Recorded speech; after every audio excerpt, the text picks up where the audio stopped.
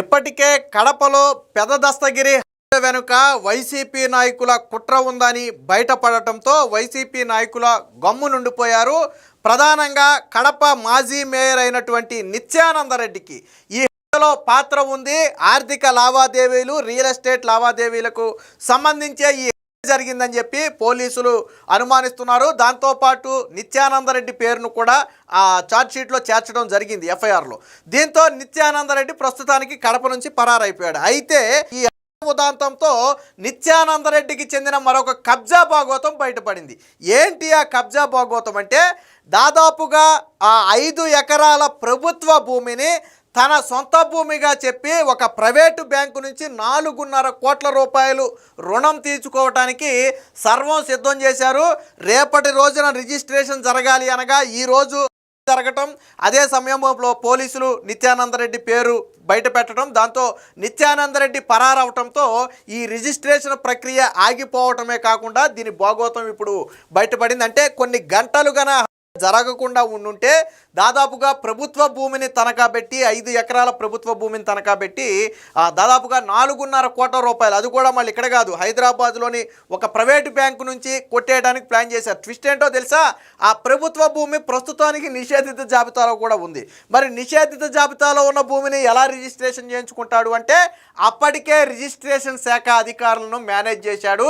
ఈ మొత్తం ప్రక్రియకు గాను అందరినీ మేనేజ్ చేయడానికి 50 లక్షల రూపాయలు ఖర్చు పెట్టాడు. రిజిస్ట్రేషన్కి సంబంధించి ఒక ఐడిని కూడా క్రియేట్ చేశారు. ఆ టైంకి 20వ తారీఖున రిజిస్ట్రేషన్కి కానీ వెళ్ళి ఉండుంటే ఆల్మోస్ట్ 4.5 కోట్ల రూపాయలు కూడా నిత్యానందరెడ్డి ఖాతాకు వచ్చాయి. వాస్తవానికి తన భార్య పేరు మీద కొట్టేయాలని ప్లాన్ చేశారు. ఏంటి అసలు కథలోకి వెళితే, సీకే దిన్నె మండలంలో దాదాపుగా ఒక సర్వే నెంబర్లో ఒక 5 ఎకరాల ప్రభుత్వ భూమి ఉంది. ఈ ప్రభుత్వ భూమికి ఆనుకునే ఈ నిత్యానందరెడ్డికి ఒక ప్రైవేటు విద్యా సంస్థ ఉంది. సో ఎప్పుడైతే ప్రైవేటు విద్యా సంస్థ ప్రభుత్వ భూమికి ఆనుకునే ఉండటంతో ఈ ప్రైవేటు విద్యా సంస్థ సర్వే నెంబర్లోనే ఈ ప్రభుత్వ భూమిని కూడా కలిపేశారు. అంటే ఈ సాధారణంగా విద్యా సంస్థ స్థలం 1/4 ఎకరమో, 1/2 ఎకరమో, ఎకరమో అయి ఉంటుంది. ఈ ఎకరం ఉన్నటువంటి సర్వే నెంబర్ని ఆ 5 ఎకరాలు కూడా కలిపేసి ఇది మొత్తం కూడా విద్యా సంస్థ భూమేనని డాక్యుమెంట్స్ సృష్టించారు. దానికి సంబంధించి లోను కోసం అని చెప్పి హైదరాబాద్లోని ఒక ప్రైవేటు బ్యాంకును అప్రోచ్ అయ్యారు. మరి వాళ్ళకి విషయం తెలుసో లేదో మనకైతే తెలియదు, కానీ లోను 4.5 కోట్ల రూపాయలు లోన్ ఇవ్వడానికి అంగీకారం తెలిపారు. వాస్తవానికి రిజిస్ట్రేషన్లో ఆ ప్రభుత్వ మొత్తం భూమిని ఎంతగా తెలిపారు అంటే విద్యా సంస్థ భూమి, ప్రభుత్వ భూమి మొత్తంగా కలిపి 12 కోట్ల రూపాయల విలువైన భూమిగా వాళ్ళు అందులో చూపించడం జరిగింది. దానికి గాను 4.5 కోట్ల రూపాయలు బ్యాంకు ఇవ్వటం అన్నట్టుగా ఒప్పందం జరిగింది. దీనిలో రిజిస్ట్రేషన్ శాఖ అధికారుల చేతి వాటం కూడా ఉంది. వారిని ముందే మేనేజ్ చేశాడు. మొత్తాన్ని మేనేజ్ చేయడానికి 50 లక్షలు ఖర్చు పెట్టాడు. ఎప్పుడైతే ఈ పెద్ద దస్తగిరి జరిగిందో దాంతో నిత్యానందరెడ్డి పేరు బయటకు వచ్చి ఈ భాగోతం బయటపడిందో, అటు రిజిస్ట్రేషన్ శాఖ అధికారులు కూడా భయపడి సెలవు పెట్టి వాళ్ళు కూడా ఆఫీస్కి రావడం మానేశారు. సరే, వాళ్ళు ఎక్కడ తప్పించుకుంటారు, ఇవాళ కాకపోతే రేపు వాళ్ళ మీద ప్రభుత్వ పరంగా చర్యలు తీసుకుంటారు. అది పక్కన పెడితే, అంటే వీళ్ళ కబ్జాల భాగోతం, వాళ్ళు అధికారంలో లేకపోయినా కానీ డబ్బు ఆశ చూపి అధికారులను లోబరుచుకుని ప్రభుత్వ భూములను కూడా కొట్టేసే ప్రయత్నం. ఇంకో ట్విస్ట్ ఏంటో తెలుసా? తన భర్త పేరు మీద ఆల్రెడీ కేసు నమోదయ్యింది. పోలీసులు గాలిస్తున్నారు. ఆయన పరారీలో ఉన్నాడు. అయినా కానీ తన భార్య ఏం చేసింది? ముందస్తు ప్రకారం 20వ తారీఖున రిజిస్ట్రేషన్ జరగాలి కదా, రిజిస్ట్రేషన్ ఆఫీస్కి వెళ్ళిపోయి కూర్చుని మీరు వెంటనే రిజిస్ట్రేషన్ చేయండి అంటుందంట.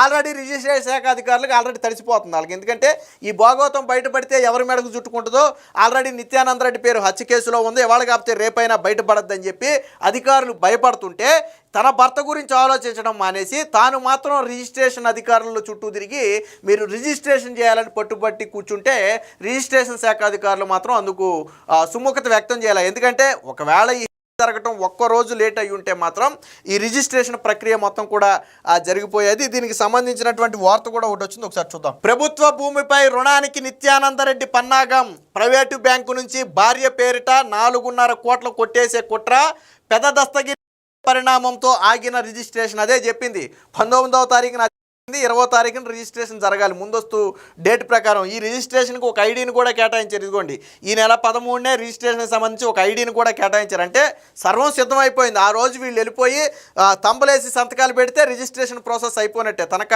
మార్టిగేజ్ రిజిస్ట్రేషన్ ప్రాసెస్ అంతా కూడా అయిపోయినట్టే. సో దానికి సంబంధించి బయటపడింది. స్థిరాస్తి వ్యాపారి పెద్ద దస్తగిరి కేసులో కీలక నిందితుడు కడప మాజీ డిప్యూటీ మేయర్ బండి నిత్యానందరెడ్డి ప్రభుత్వ భూమిని ప్రైవేటు బ్యాంకులో తాకట్టు పెట్టే కుట్ర తాజాగా వెలుగులోకి వచ్చింది. భార్య బండి దీప్తి పేరిట హైదరాబాదుకు చెందిన ఓ ప్రైవేటు బ్యాంకు నుంచి ప్రభుత్వ భూమిపై 4.5 కోట్ల రుణం పొందేందుకు నిత్యానందరెడ్డి కుట్ర పన్నారు. బ్యాంక్ అధికారులతో తనఖా కోసం ముందే సంప్రదింపులు జరిపావు. భూమి మార్టిగేజ్ కోసం కడప రూరల్ సబ్ రిజిస్టర్ కార్యాలయంలో సర్వం సిద్ధం చేశారు. బట్ దస్తగిరి ఆ నేపథ్యంలో ఇది మొత్తం కూడా బెడిసి కొట్టింది. కాసుల ఎర్రసూపి సీకే దిన్నె మండలం మామిళ్లపల్లె రెవెన్యూ గ్రామ సర్వే నెంబర్ 706/2లో 5 ఎకరాల ప్రభుత్వ భూమి ఉంది. ఇది పూర్తిగా పక్కాగా ప్రభుత్వ భూమి. సో దీనికి పక్కనే నిత్యానందరెడ్డికి చెందినటువంటి ఒక ప్రైవేటు విద్యా సంస్థ ఉంది. ఈ సర్వే నెంబర్లోని భూమి తనదిగా పేర్కొంటూ తనఖాకు సిద్ధమయ్యారు. అంటే పక్కనే తన భూమి ఉండటం కలిసి వచ్చింది. నాకు తెలిసి సర్వే నెంబర్ ఒకటి మారి ఉంటుంది. 706/2 అంటే అది 706/3-4 ఉండుంటుంది. సో అదే సర్వే నెంబర్ను చూపి ఈ ప్రభుత్వ భూమిని కూడా అందులో కలిపేసి రిజిస్ట్రేషన్ చేయాలని కుట్ర. కానీ ఇది రిజిస్ట్రేషన్ శాఖ అధికారులకు తెలుసు అది ప్రభుత్వ భూమి, నిషేధిత జాబితాలో ఉన్న భూమి, నిత్యానందరెడ్డిది కాదు అని రిజిస్ట్రేషన్ శాఖ అధికారులకు తెలుసు. కానీ డబ్బుకి లొంగిపోయారు. దాదాపుగా 50 లక్షల రూపాయలు ఇవ్వడానికి ఆయన సిద్ధమైనట్టుగా కూడా తెలిసింది. సో నిషేధిత జాబితాలోని 5 ఎకరాల భూమిని తనఖా పెట్టడం అంత సులభం కాదనుకుని కాసులు ఎర చూపి రంగం సిద్ధం చేసుకున్నాడు. ఈ మేరకు ఈ నెల 13న ఒక రిజిస్ట్రేషన్ ఐడిని కూడా కేటాయించారు.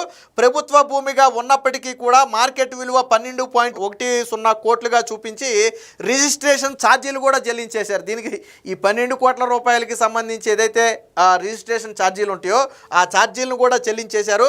సో కడపలోని కిరణ్ ఎడ్యుకేషన్ సొసైటీ పేరిట ఈ మార్టిగేజ్ రిజిస్ట్రేషన్ కోసం చివరి వరకు ప్రక్రియ సాగింది. ఇందుకోసం 50 లక్షలు లంచం ఇచ్చేందుకు అధికారులతో ఒప్పందం కూడా చేసుకుని ఆ రిజిస్ట్రేషన్ ప్రక్రియ సాగించారు.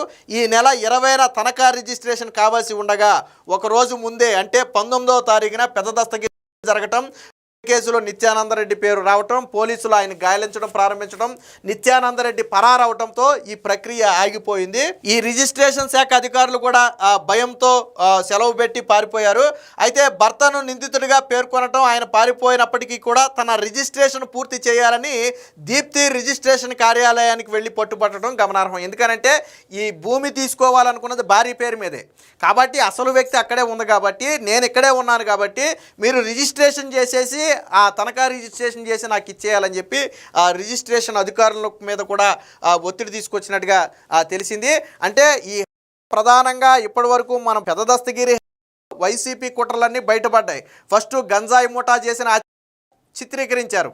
తర్వాత లేదు ఇది రాజకీయ రంగు పులిమే ప్రయత్నం చేశారు.